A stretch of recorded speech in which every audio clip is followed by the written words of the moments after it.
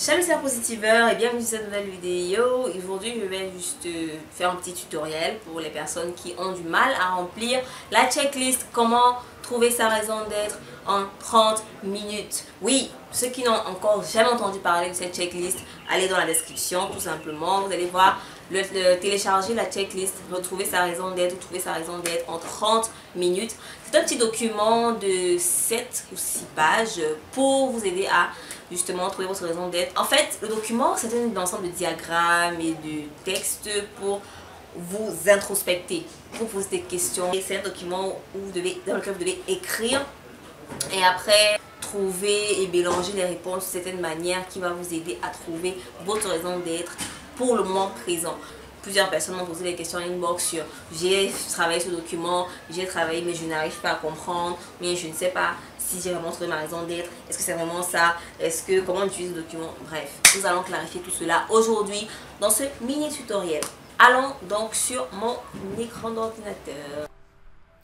Alors, nous voici donc sur le document, la checklist découvrir sa raison d'être. Lorsque vous ouvrez sur Foxit Reader, vous allez sûrement voir cette petite fenêtre qui vous indique que vous avez des champs de remplissage.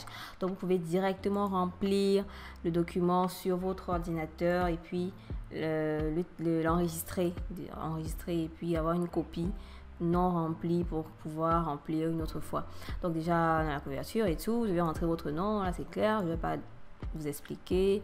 Là, je précise bien sûr sur le message de bienvenue qu'il faut être sincère et concentré, sincérité et concentration, parce que c'est très important pour avoir des résultats accurate, des résultats précis sur, à la fin du test, bien à la fin du remplissage.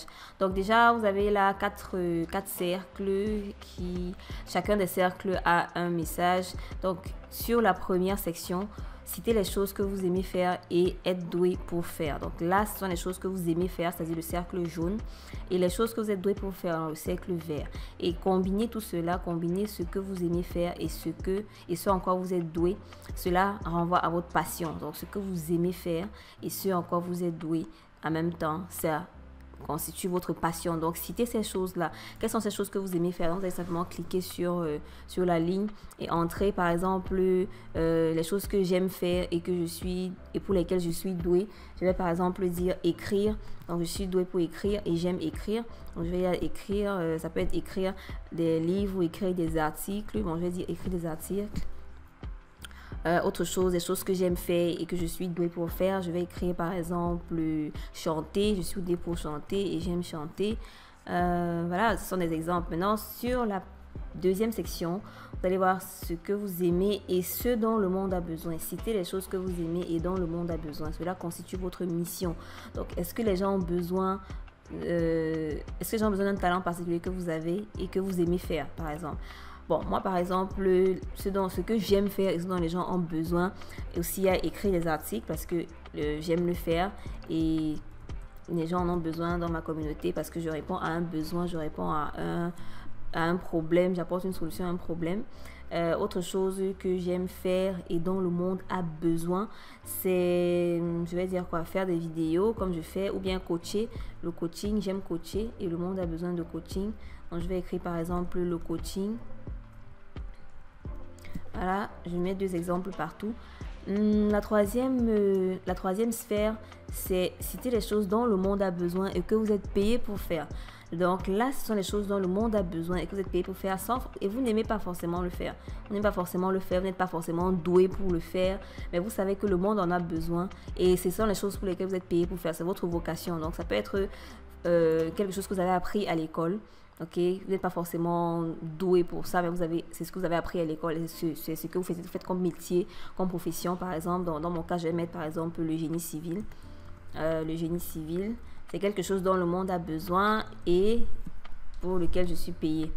Donc, je vais mettre quoi encore? Quelque chose dont le monde a besoin que je suis payée pour faire. Je vais mettre par exemple le graphisme.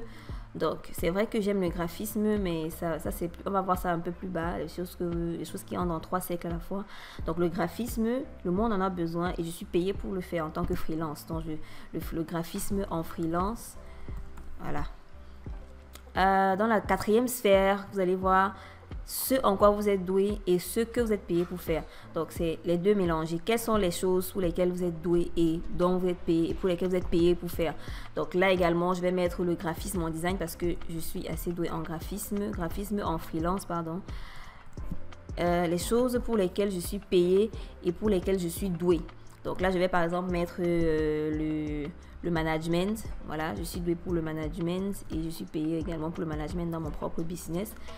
Voilà, donc vous allez remplir comme ça en réfléchissant. Ça va prendre du temps pour vous introspecter, pour vous poser des questions à vous-même, pour réfléchir sur votre vie et tout. Donc prenez le temps pour le faire, pour noter le maximum de réponses possibles. C'est vrai que là j'ai mis quelques lignes, j'ai mis 1, 2, 3, 4, 5, 6 lignes par section, mais vous pouvez avoir plus de 6 propositions à faire. Vous pouvez écrire ça à côté, par exemple là, écrire des articles, je mets notre tiret, j'écris autre chose. Donc c'est à vous de remplir vraiment en fonction de ce qui vous vient à l'esprit et sincèrement. Donc, une fois que vous avez rempli la page 2, passez à la page 3. La page 3, maintenant, c'est la combinaison des différentes sphères.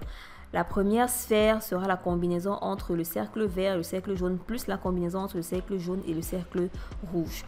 Qu'est-ce que c'est? Le cercle vert et le cercle rouge, pardon. Qu'est-ce que c'est? Ça veut dire que vous allez venir en haut à la page 2, vous allez prendre ce qui constitue le cercle jaune et le cercle vert, qui est cette section-ci. Donc, la combinaison entre cette section-ci et cette section-ci. Donc, le vert et le rouge. Donc, D. Donc, ça est D égale ceci plus ceci. Donc, vous allez venir prendre tout ce que vous avez cité là, plus ce que vous avez cité là. C'est ce que vous allez remplir, les intersections que vous allez remplir ici. Donc, est-ce qu'il y a des choses qui se répètent? Est-ce qu'il y a des choses qui se répètent là et là? Si oui, notez-les ici. Ok, notez ces choses qui se répètent là. Dans mon cas, c'est vrai que je n'ai pas beaucoup de propositions. Mais vous allez voir qu'il y a des moments, il y a des choses que vous avez notées là qui se répètent un peu comme chez moi. Là, j'ai écrit des articles, graphisme en freelance, avec toutes les propositions que vous aurez, vous allez voir des choses qui se répètent. S'il n'y a rien qui se répète, alors vous laissez ça en vide. Et là, ça constitue le point D. Ça constitue la section D qui est là, qui est le point d'intersection entre ces trois cercles, entre le cercle rouge, le cercle vert et le cercle jaune. Donc, la troisième partie, bon, je vais dire la deuxième sphère de la page 3, c'est ce qui constitue le cercle, l'intersection entre le cercle jaune, le cercle bleu et le cercle vert. À la partie B, c'est jaune, bleu, rouge, bleu. Donc, tout ce que vous allez voir entre ici et ici. Donc, vous remplissez tous les points qui se répètent ici. Donc, entre le A, c'est l'intersection entre ces deux sphères-ci. Donc, dans mon cas, par exemple, sera l'intersection sera, par exemple, le graphisme en freelance. Donc, je vais remplir ça ici sur le point A parce que là, j'ai une intersection. Le graphisme en freelance. Je crois que je peux remplir aussi le C parce que là, on a écrit des articles. Écrire des articles. Le plus difficile à faire là maintenant, c'est d'abord le 2 parce que c'est ça qui vous demandera le plus de concentration, le plus d'introspection. Donc, une fois que vous avez traversé l'étape de la page 2 à la page 3, c'est facile à remplir. Vous respectez juste les couleurs des cercles, très important. Et vous avez vu là, les lettres sont placées là à l'intérieur. Une fois que c'est fait, la partie 3, vous allez vous rendre compte que vous avez des résultats ici. Vous allez vous rendre compte de ce que chaque point que vous avez mentionné à la page 3 signifie. Par exemple, le point A, la section A signifie confortable, mais sentiment de vide ou de manque. Ça veut dire que si je fais le graphisme en freelance toute ma vie, j'aurai une sensation de confortant. Je vais me sentir confortable, mais j'aurai une sensation de manque et de vide dans ma vie. Donc, ça ne suffira pas. Bien, si je fais seulement le point C, voilà, C, écrit des articles. Si j'écris seulement des articles dans ma vie, je vais avoir une sensation de joie et de plénitude, mais je n'aurai pas de richesse. Si je fais seulement ça, je n'aurai pas de richesse. Il n'y a pas de richesse seulement dans cette section C. Mais vous avez la joie, la plénitude et tout, mais il n'y a pas de richesse.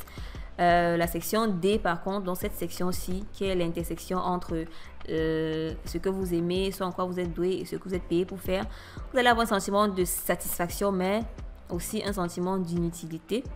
Tandis qu'au point B, donc, qui est l'intersection entre ce que vous aimez, ce dont le monde a besoin et ce que vous êtes payé pour faire, pour ça, vous ressentirez de la complaisance, de l'excitation, mais un sentiment d'incertitude à chaque fois.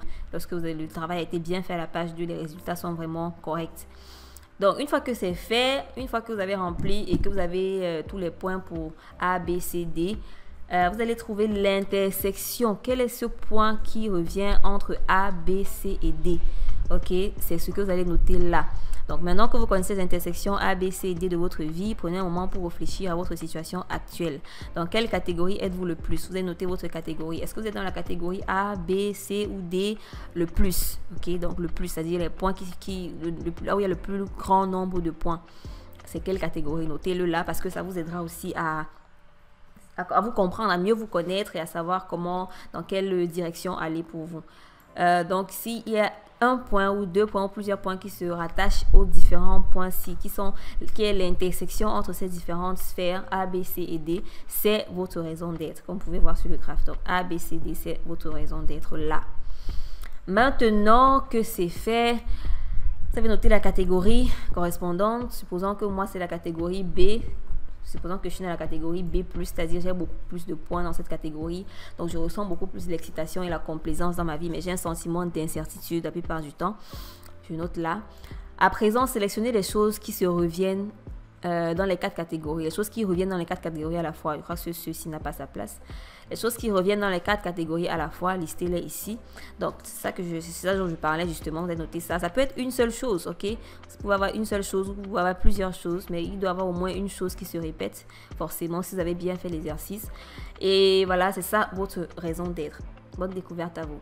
Bien, c'est tout pour ce tutoriel. J'espère qu'il vous a aidé. J'espère que les choses sont claires maintenant et que vous allez pouvoir utiliser le document comme il se doit. Si vous arrivez à trouver votre raison d'être, je serais vraiment ravie de savoir. Si vous l'avez fait, pas besoin de me dire votre raison d'être, juste me dire que oui, voilà, j'ai réussi à utiliser le document comme il se doit. Merci, voilà, me dire un petit mot. Ça me fera vraiment plaisir. Je vous souhaite tout le meilleur. Je vous dis à la semaine prochaine pour une autre vidéo. On va essayer de garder le rythme comme ça. Oh, ça vient déjà.